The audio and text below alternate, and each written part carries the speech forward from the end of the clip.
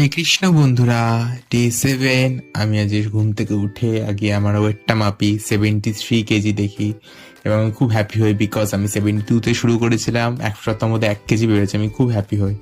এবং আজকে লাঞ্চটা আমি একটু হালকা করেছিলাম বিকজ আগের দিন একটু রিচ খাওয়া হয়ে গেছিল, তাই আজকে জাস্ট হালকার উপর দিয়ে চালিয়ে গেছে।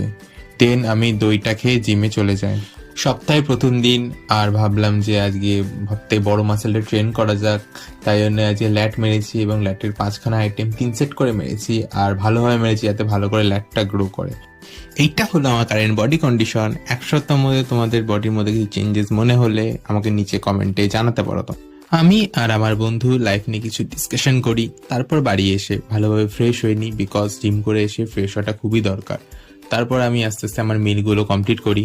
ওভারঅল সব কাজ কমপ্লিট হলে রাতের বেলায় আমি একটু স্টাডি করতে বসি এবং স্টাডি শেষ হলে আজকে আমার দিনটা এন্ড করি।